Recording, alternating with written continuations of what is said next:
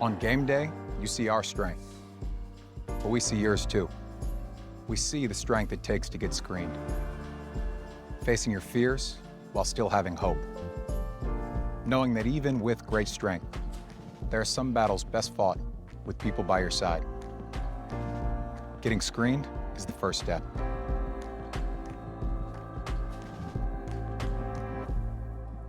Good evening, everyone.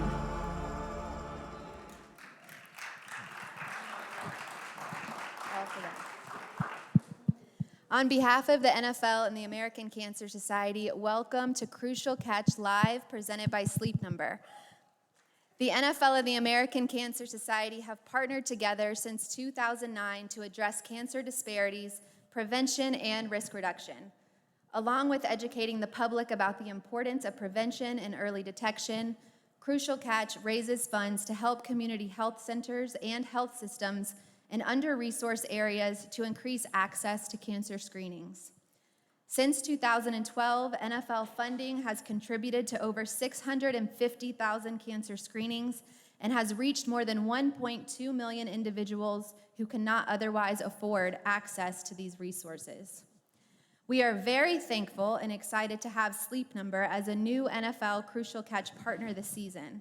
Sleep Number has teamed up with the NFL and ACS to present the Defender, an online tool that allows fans to find their local screening resources, schedule their screening reminders, have access to a 24-hour hotline and chat, and take the Defender quiz to learn ways to reduce their cancer risk. We encourage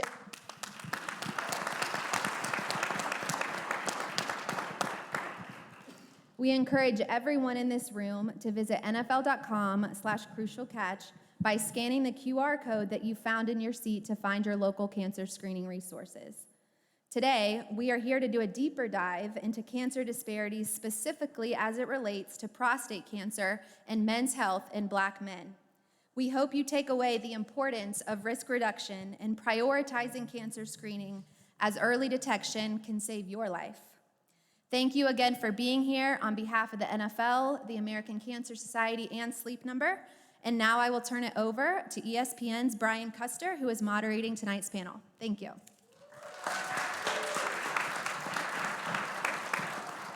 Thank you very much. Well, good evening. Good evening. I am Brian Custer from ESPN, sports broadcaster, and a 10-year prostate cancer survivor. 10 years. Thank you.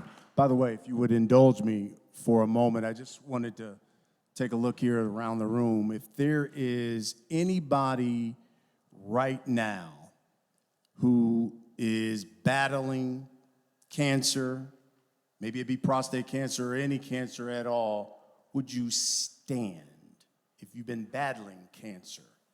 How about that?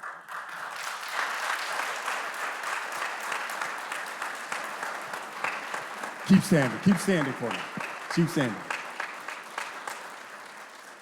Is there anyone in this room who you know that has battled cancer, whether it be a friend, whether it be a work colleague, whether it be a family member?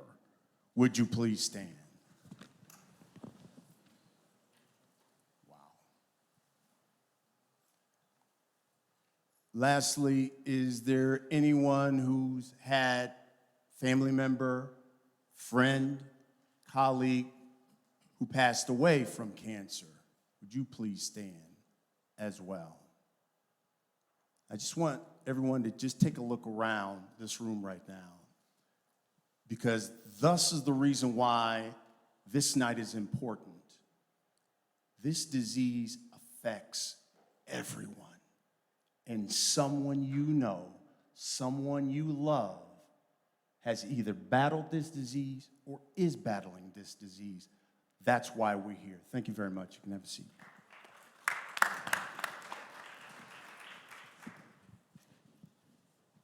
You know, right now, prostate cancer is the most common cancer among men here in the United States, other than skin cancer. It is the second leading cause of death when you talk about cancers. That's how important this night is when we talk about prostate cancer. For the past decade, the numbers had gone down, but recently, those numbers have gone up, skyrocketing.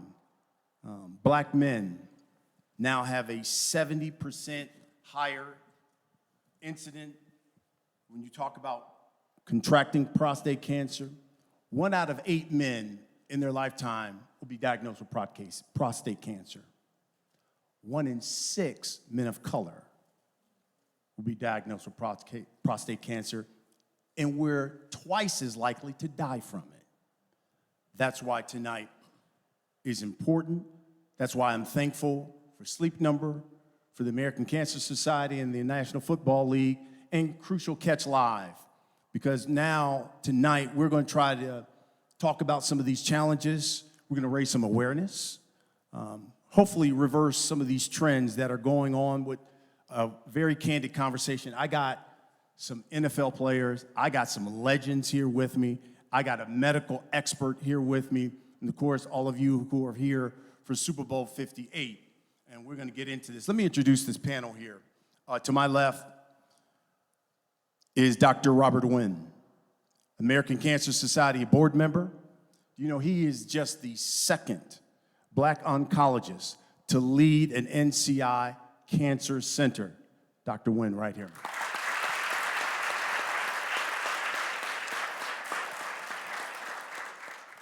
As a kid, I used to watch this guy, and you want to talk about a football legend. We got ourselves here a Hall of Famer, Super Bowl champion. Listen, Vegas, he's one of your own because he's a former member of those Raiders, Mike Haynes.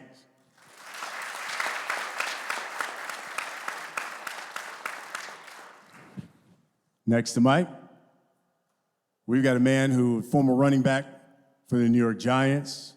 He was in Jacksonville at one point. He was with the Raiders when they were in Oakland. But most of y'all know him more for Dancing with the Stars. We walked over here, look at them hips. Look at them hips. Rashad Jennings, everybody.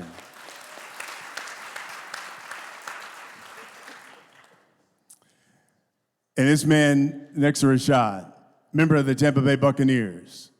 He was the Walter Payton Man of the Year nominee. He's American Cancer Society Player Ambassador of the Year. I mean, you talk about guys who get after it on that defensive line. He does it. He's the very talented Mr. Will Golston from the Tampa Bay Buccaneers. In Vegas, one of your own, running back from Las Vegas Raiders, more importantly, cancer survivor, and American Cancer Society Player Ambassador, Mr. Brandon Bolden there at the very end.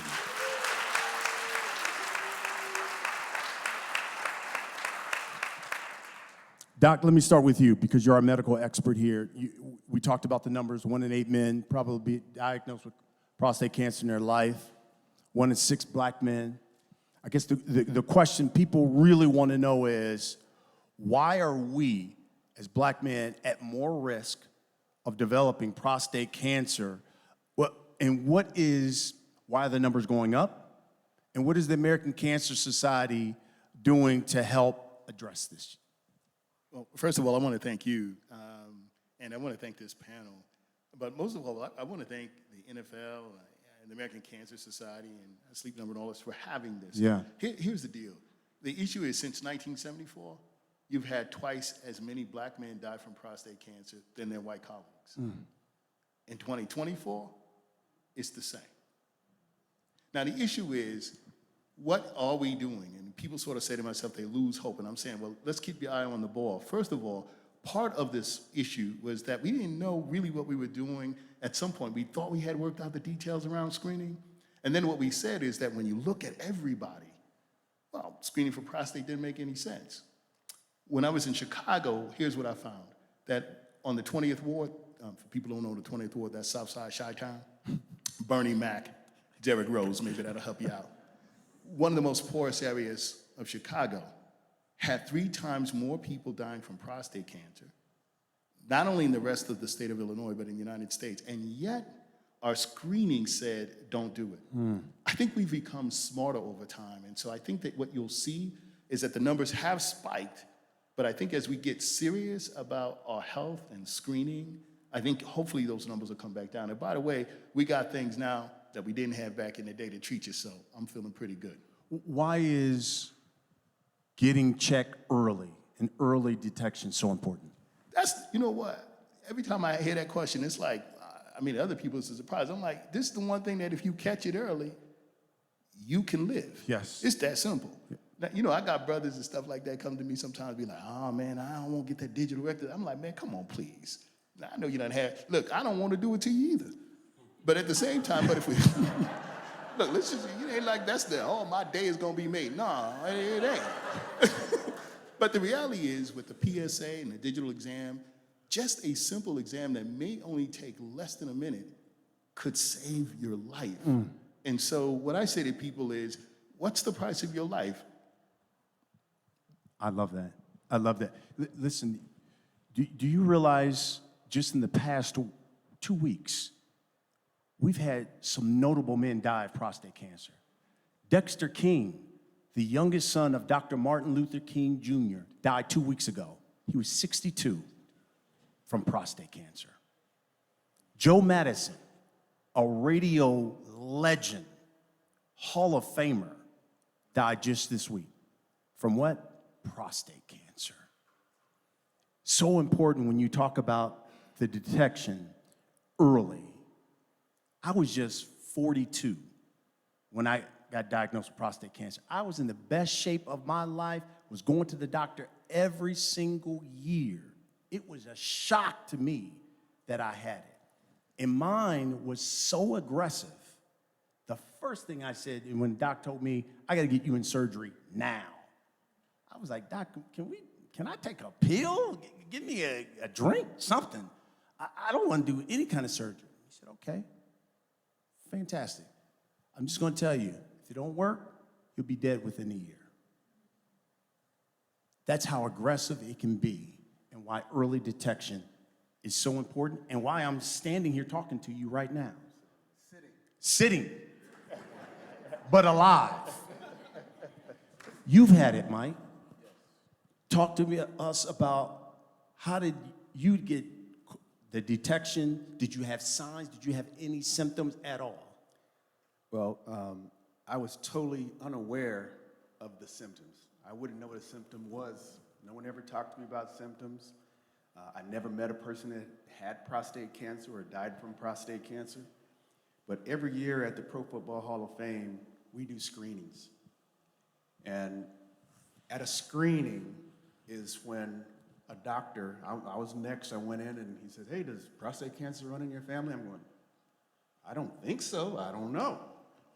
All right, well, let's get this done. And so that was the first time I'd ever had a conversation with a doctor about prostate cancer, first time I'd ever been screened for prostate cancer.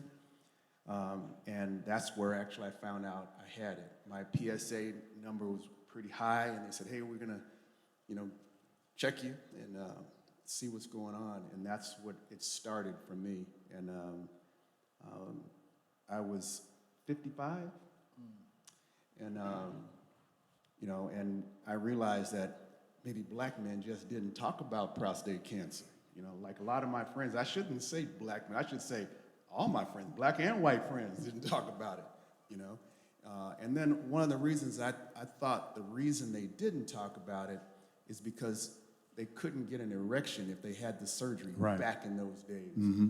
And so if their wife was a beautiful lady, they didn't want all these guys knowing that she hasn't had sex in a while since he's had cancer or had the surgery. So they keep it quiet. Yeah. So later, I had it. I found out I had it. I had the surgery, and fortunately, I found out when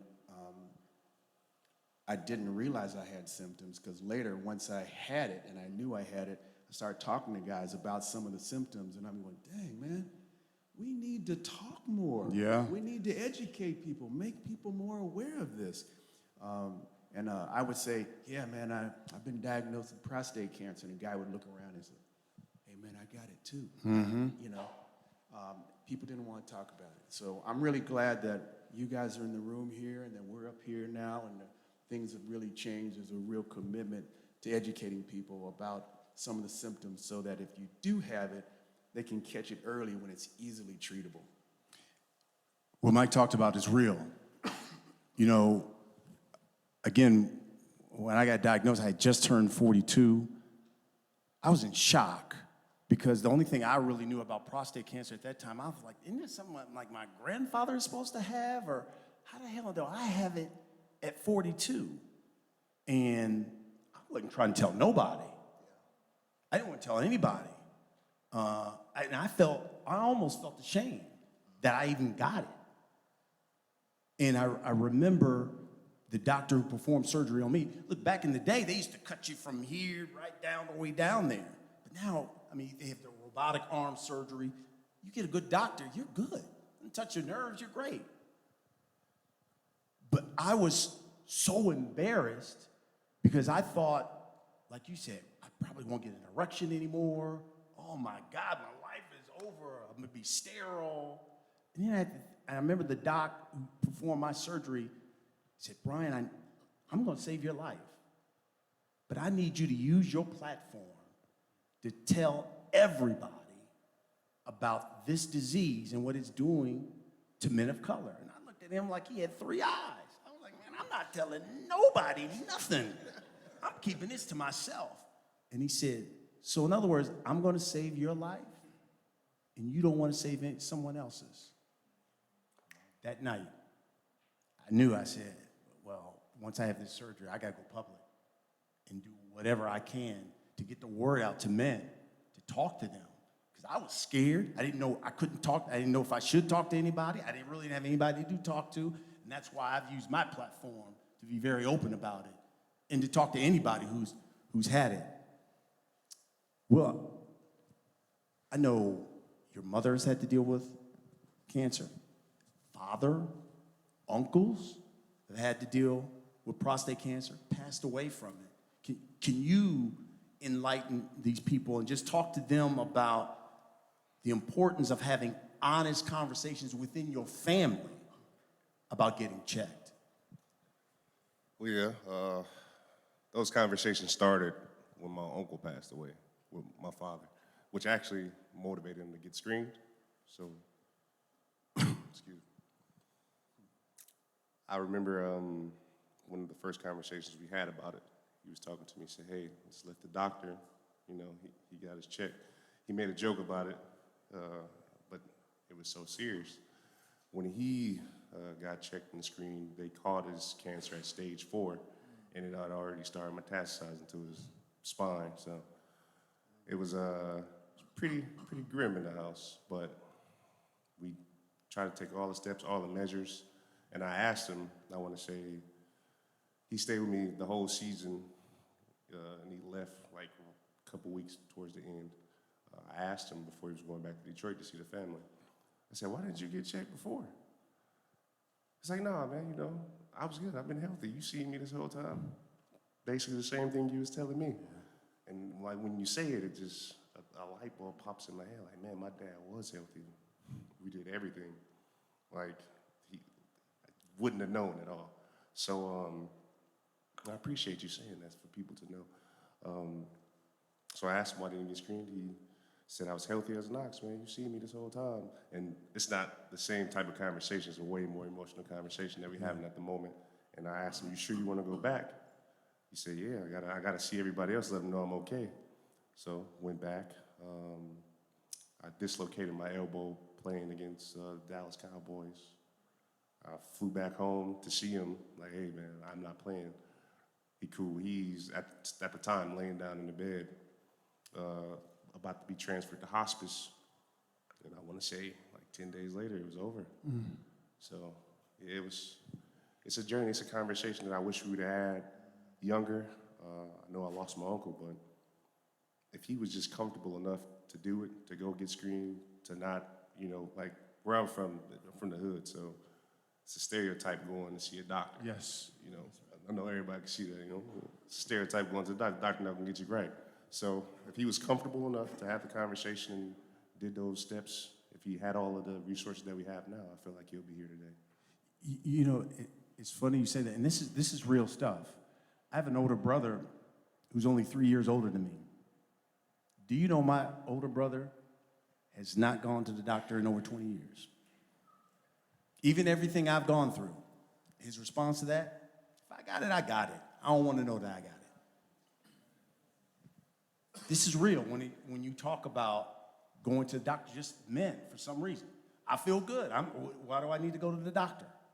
And Will and I had an honest conversation because we were talking about prostate cancer. Listen, they call it the silent killer for a reason. Because for a lot, people think that, oh, you're going to have problems urinating and this. No, you're not. For a lot of people, no. You don't know that those signs and symptoms don't come until it's too late. Until it's too late. So that's why early detection is so important. And it goes back to you, Doc. Why? Why do you think men have this issue when it comes to getting screened and going to the doctor? Yeah, I think it's a couple-fold. One, I think you brothers have been talking a little bit about this issue about thinking that you, just because you feel well, you good. That's crazy. By the way, it doesn't work that way with biology. Second, you know, people worry about their manhood. Look, as somebody, I don't see no 90-year-olds walking around, but, you know, so at some point it's going to happen. Right. So, you know, that's another piece of biology that we just have to grip as men. But the why is that I think it's not just culturally, it's how we also feel uncomfortable within doctors' offices, how we talk about these issues too. You know, somebody said to me the other day that if I have prostate cancer, man, look, I just want to go out. And I said, well, that's the craziest thing you said, because if you have prostate cancer, you can get another 30, 40 up years, right, seeing your grandchildren. So what sense does that even make? It's the fear of what I'm going to do to you, or doctor's going to do to you in the office. Straight up, we just trying to do the job. But the reality is, when you get the numbers, it's interesting because it was my family secrets kill. So for example, for me, I had uncles who died from prostate and other cancer. I was like, oh, he died from what? And then at the end of the day, when it was almost a scare, you're like, oh, so why don't we talk about that? We didn't talk about that because we have this crazy idea that if you don't talk about it, it ain't gonna happen. Mm-hmm. It's like COVID. If you don't say the word COVID, that's like some Candyman back in the day, them old, you know what I'm saying? Don't say the name, you know? But whether you say the name or not, it's coming for you. And so the biology is, when prostate in particular, prostate is a thing of aging. If you're African American, if you have a family history, which most of us don't know, yep. and as you get in your 4th, 5th, 6th decades, that's the risks. Yeah. And so there ain't gonna be no symptoms that smack you up on the head until it's too late. And for those who, when they talk about the erection stuff, listen, I mean, one thing when you do with prostate cancer, look, you get prescriptions to Cialis, Viagra, all of that type of stuff. I got cousins who in their 30s, they already got erectile dysfunction stuff coming to me about, yo, can I get some of that Viagra? That's Cialis. I know you got some. They ain't got no prostate cancer. And by the way, who's not creative, man? Right. I mean, at some point, where's the creativity? Brandon, I got to talk to you because... No, I'm not talking about the Cialis Viagra. I know you're good. Don't worry about that. But if you need some, I can give you some. You the plug. My question to you is your cancer story, because this is unbelievable. You find out while you're playing that you had cancer. Enlighten the people about what happened. We were playing the New York Jets. Let me backtrack. Back in 2014, before we went to the Super Bowl, we were playing the Indianapolis Colts. We were running a punt return down, and I'm a special teams player, so as you guys know, the grunt work, I take all of it. So it's not a funny story. We had a player tell one of our players, called him out of his name. That particular player doesn't cuss, he doesn't fight, he's L7 square, but I love him to death. He came to me upset, and that was the first time I heard him curse, and the last time I heard him curse, and he was like, you won't believe what just happened. Say less. Ran down, and we was just running like a regular right return, where the end just kind of wraps around. I was wrapping around, and as I'm running to go block, and I was like, That's exactly who it was. I dove from like 6 feet away. Crushed the guy. I'm not gonna lie to you. He retired. He's in the NFLPA. He's doing fine. So that happens, and my I don't even know what rib it is, but the second rib from the very top, that's dislocated. Shoulders partially dislocated. They said they think I fractured my jaw. Now, the funny part about telling me that you think means you don't see it, which means, like you said, if you don't talk about it, it never existed. I just walked around for the rest of the year holding my jaw in place until we got to the Super Bowl. We won the following season. I started to get this lump, and I got the bright idea, I don't want to tell nobody about this. Like, I don't know how long I'm going to be playing football. I'm going to just grow a beard. So I grew a beard. A thick one, too. Like, you couldn't tell. The only people who knew was really my wife and my son, because he was young. He's old enough to remember before I had my beard. So boom, fast forward to 2017, I'm sorry. We playing the Jets just to make it into the playoffs. One of the D tackle got loose, 3 technique made a knife, and he caught me like right in the neck. That might have been the first time in my career where I ever thought about just fumbling the ball before I hit the ground. Like, I'm about to throw this as far as I can because I was in that much pain. And boom, finish the game, go talk to our trainers. They was like, yeah, we're going to send you to get a biopsy. So do the biopsy. They was like, hey, when do you want the results? I was like, y'all can tell me when the season over with because we're in the playoffs. We make it to the Super Bowl. We lost to the Eagles. Lost, dealing with that, get home, just sitting in the driveway, just enjoying being back in Baton Rouge. And the phone goes off, the doctor's like, hey, we think we found something, but we need you to come back and do another biopsy. Went and took the second biopsy, and the nurse that was actually doing it was my son's classmate's mom.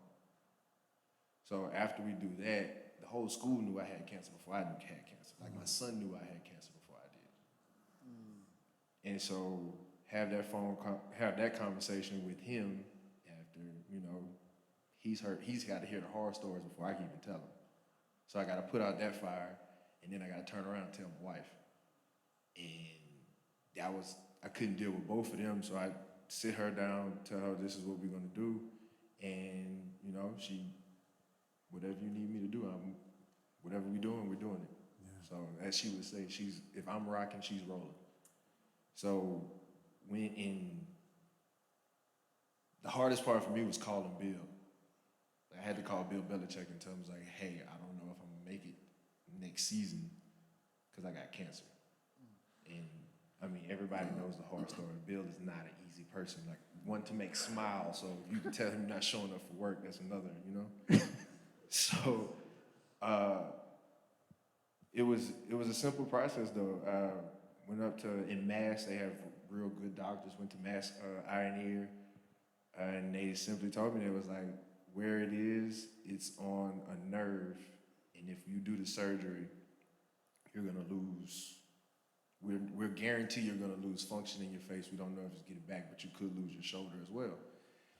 And I looked at my wife, and she knows me, and I started laughing as soon as the doctor said that, and I was like, well,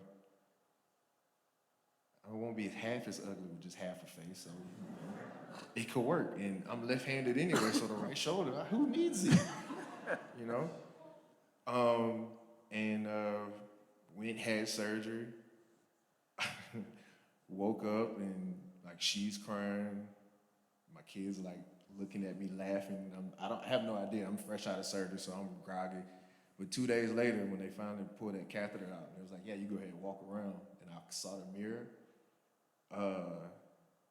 If y'all haven't noticed, I'm a jokester, so like, don't mind me. I look like Two-Face from the Batman cartoon because I couldn't close this eyelid. So this eye was like cocked up here. This was down here, that I had no cheekbone. So it was just, and it's like, I went to the bathroom, stopped, looked, went back into the bathroom like I didn't see that. And went back in the mirror, and I just went and sat in the bed, and my wife was just looking, and was like, could have told me. I look like I got hit by a brick on one side. And she was like, oh, I thought you knew, and da-da-da-da. She was like, yeah, you was in surgery for 9 hours, huh? Wow. They told me 2. She said, no, you was in surgery for 9 hours. All right. So what else don't work? She was like, so we went through the whole thing, ended up having to get a piece of platinum stuck in my eye, and hope and pray. And I got a nice little scar, and I'm missing a piece of my skull back here. So like getting fitted for the new helmets and stuff, nightmare. It sucks. None of my helmets fit. There's always this gap right here.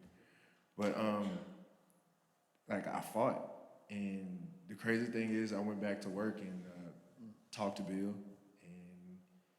and first thing, how you doing? How you feeling? What would you do differently? I would have got checked a lot sooner. Because at this point, again, I'm a jokester.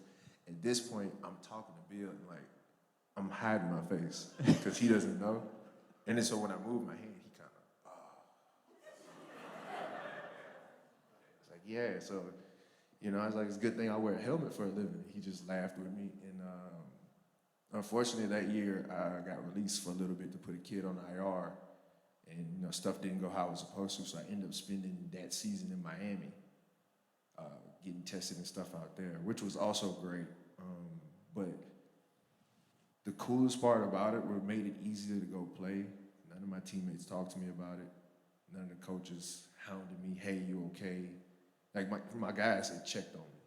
But I didn't have anybody like on my back making me regret my decisions of not doing this or doing this at a certain time. So, like, my story is not just me, it's all those involved, coaches, teammates, you know, families, everybody that was there, because I didn't want to talk about it publicly. And what was that? In 21 is when I first started talking about it. And because when I found out I had it, like you said, I was ashamed. Yeah. I was like, how? Yeah. I just played in the Super Bowl, literally. And again, it could happen to anybody. The important thing is, what I took from that is when you said, if I would have done anything differently, would have gotten checked. That's the key, early detection. You know, usually for most of us, Rashad, who had cancer and battled cancer, the one thing once you get past the battle, the doctor tell you is, okay, lifestyle change. You're gonna have to change your lifestyle. You're gonna have to eat differently. You need to have and that is right in your wheelhouse, because you have always been all about a healthy lifestyle. Tell us, you know, why has that been so important to you? And I guess, how can we, you know, have that healthier lifestyle? Yeah, for sure. Well, one, I guess, is a running back thing, because I'm a jokester too. So, about health and fitness, I had asthma, and I remember going to the doctor, and one of the things they said that you're gonna have to do is start eating right, exercising, and getting your rest. Then another time I got sick, went to the doctors, they said, for a complete different reason. They said, you're gonna have to start eating right, you gotta start exercising, you got to rest well. My dad, diabetic, they told him he gonna have to exercise, eat right, and sleep right. So I was like, you know what? Bump the hospital, I'm gonna just exercise, I'm gonna eat right, and to stay out of it. So, but then, you know, fast forward, like this conversation is very unique to me. I love listening to people talk, and while I'm hearing everybody share their stories, I'm hearing an analogy coming together. I analogize everything as how I comprehend. And so the best analogy I can hear, because I'm hearing about screening, getting tested, it's a silent killer, so nobody knows, and it doesn't show symptoms. And earlier outside, you said that the signs and symptoms will show too late. And so for me, I look at this as a battery effect. And it's something y'all can take with you and analogize it so you can and will go get tested and tell somebody else. So if I have a battery, right, standard, say like I got a remote, and I'm watching TV, and I change the channel. Now the battery's completely full. I change the channel. It changes the channel at the same speed every time I press channel up. So I'm getting no indication that the battery is getting weaker. Years and months, whatever it is, that battery is now 50%. I hit that channel up button, guess what? No indicator, same speed. It's at 1%. I hit channel up, changes at the same speed. It's not until that thing dies that now you're concerned about it. And this is the same thing I'm hearing about getting screening and prostate cancer and a lot of these things. We have to check our battery. And the beautiful thing about our phones is if you put it on a percentage, it tells you where it's at, 99, 48. Mine's usually on 1% anyway. But the beauty of that is you are aware, and you said awareness. We have to make ourselves very aware of our surroundings and also our bodies. It's on you to get screened and tested, and it's not just for you. You affect everybody else around you. And so that is one of the reasons why I'm very conscious about my health and my fitness. And I say this, I look at life backwards, not in a morbid way at all, but we all will experience death. And I want to be able to leave a legacy for my family to chase and follow. And the only way I can do that is be very conscious of the decisions I make while I'm here. And health is one of them. Love it. Doc, I know we need to wrap this up. You know, when you talk about this partnership between the NFL, the American Cancer Society, what are they doing proactively here to address what we've discussed here tonight? Sure. I think one of the most innovative things that's happening is that the NFL and the American Cancer Society are partnering up for something looking at prostate cancer in the context of what we call impact echo. That is not waiting for people to get to us, but for taking it to those communities, particularly those communities most at risk, for understanding how to screen. There are many other opportunities in the context of the ACS, for example, and with the help of others, are actually going and transporting people, because sometimes what happens is we say, well, if I could, I can't do this, but if I had transportation, well, we're providing that for you. So there are so many things that are actually happening as a result of what you all are doing with, Crucial Catch, with, Sleepwalker, with the NFL, with ACS. But the thing I'm most happy about is that we're finally doing it and not just talking about it, but taking it to the people. Yeah. And I think this partnership between the NFL and the American Cancer Society in particular about the impact echo around prostate and prostate screening and early screening is going to make a difference. And please, make sure you can see the QR code there and take that Defender. It's a great resource here. When we talk about screening for prostate cancer and cancer at all, get to that. You can do it even online, go to NFL.com, but there's the QR code there, and check out the Defender there, and just go through there and take a look at that. It's a great resource. I know we have just a few more moments. Questions from the audience? Anyone have any questions from the audience? We'll take those. Yes, ma'am. And for whom?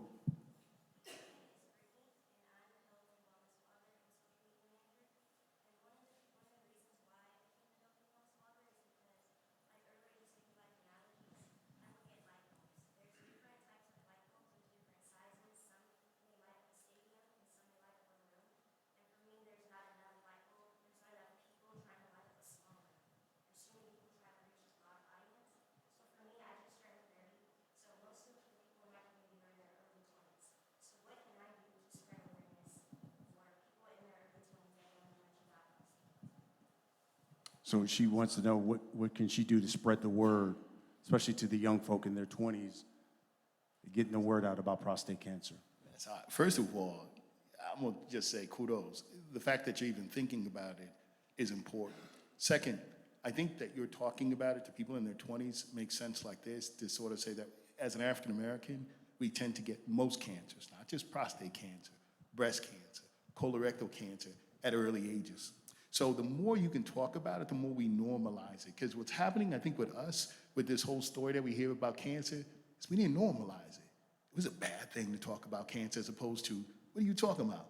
It's a good thing to be able to talk about it, because once you figure it out, you know where to go, you know how to get screened, and in fact, you even know that people can treat you. And by the way, when all else has failed, you can talk about it. We understand that now clinical trials ain't a trial. When you've reached the end of the road of the standard of care, most of us don't know that there's something called clinical trials, which is an extension of health, right? We talk about women now for 18 years running half marathons. That's because of the clinical trials. So the reality is, but our communities are like, not even, every time we say that, we're gonna shut down. Having people like you talk about it to normalize is one of the best things we can do as a people and one of the best things we can do as a country. So I appreciate you. Especially to tap into that kind of, IG, TikTok, hitting those reels there, because that is their world, is The looking at those TikTok reels. ain't actually always right, but I'm just saying. Putting together something like that about getting checked is always key. We appreciate that. That's great. Any more questions from the audience? Yes, sir, right here.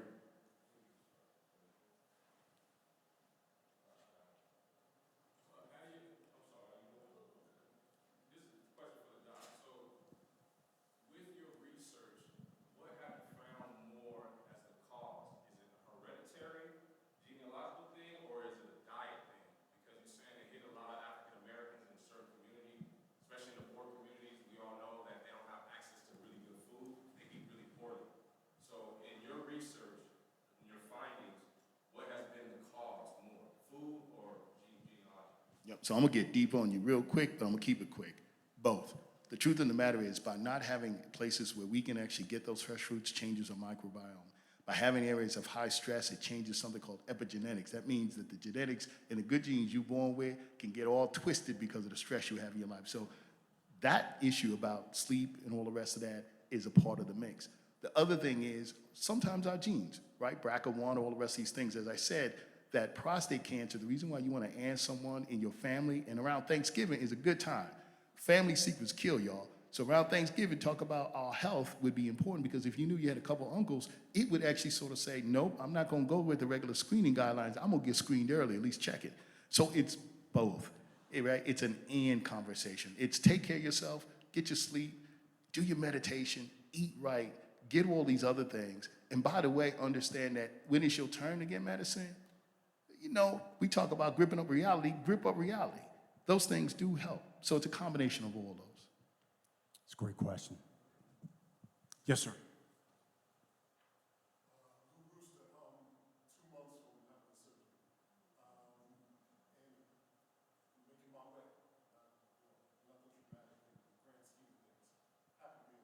Yes.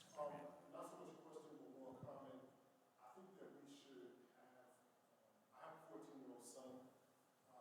My great-grandfather and my grandfather and my father all had prostate cancer. Every one of us younger in the stage, in life. And so my son is looking at a reality of potentially being diagnosed with, if he is or if he's not, in his early 30s. And so he's 14 now. And so having a conversation like this early and being exposed to it, I think is something that we should think about how to make that happen. So that it's not only, the family to have that conversation, but to have a safe space like this. And I wish he was here with me to hear this. And listen, I hope that surgery goes well.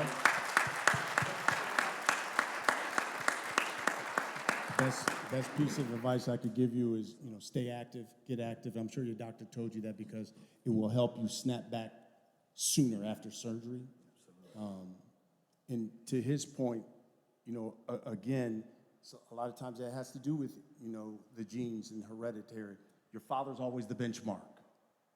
If dad has it, you really need to be checked at the age of 35 if you're black at this time. Will and I had a discussion. His father passed away from his uncle, passed away from it. I told Will, maybe time for you to start getting that PSA test now. Yeah, but that's not the guideline. The guideline, generally, they say 40. But if you've got dad, uncle, you better be looking at 35 to start getting that PSA test. And know what the symptoms are. Not only the test, but find out what the symptoms are. Like when I found out that having an orgasm was super painful, I wasn't telling anybody, but when I realized I have a voice, I could maybe help a lot of people, I started telling guys, hey man, if you have an orgasm and it hurts, something is wrong. Go see your doctor, man. Because when it happened to me, I thought, well, it's been a while, It's been a little while. Hey, man, don't touch your wife like that. What are you talking about?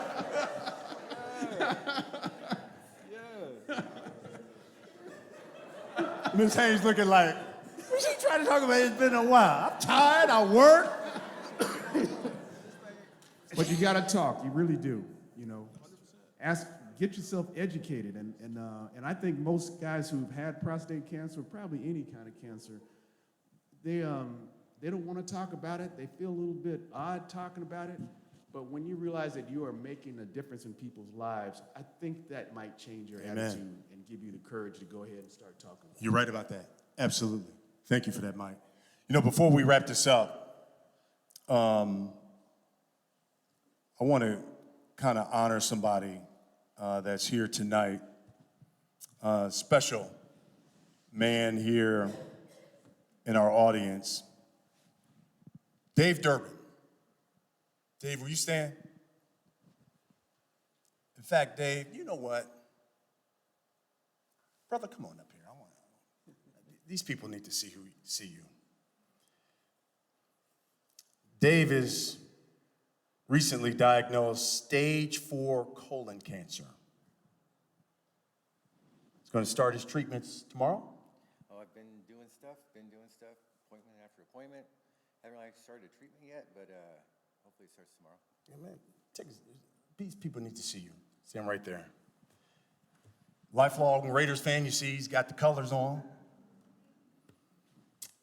In fact, he was part of the construction company that built the new stadium for the Raiders. Dave did. And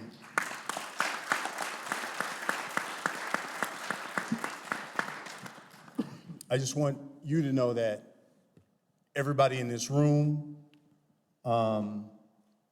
we're family with you tonight, so we're in this fight with you. We wish you nothing but the best. And you know what? The one thing you can say about the NFL is the NFL cares. So with that, Dave, we wanted to surprise you with one of your favorite Raiders. We're going to give you 2 tickets to the Super Bowl.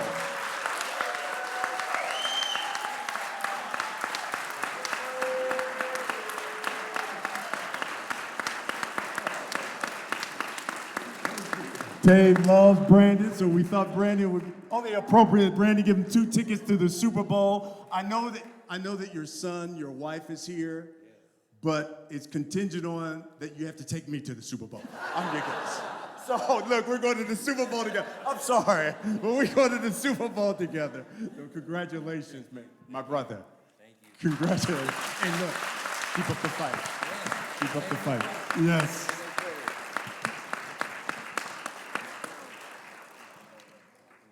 We want to thank all of you for coming out. We're going to thank the American Cancer Society, the National Football League, Sleep Number.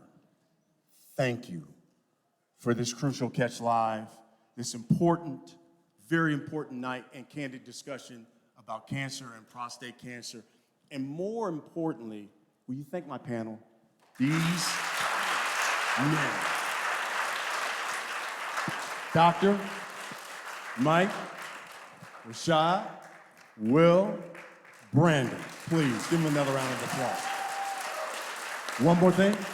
Just one thing, man. I'm a huge man of action, and when you said that, I really want to do this real quick. How many men in here have not got tested yet?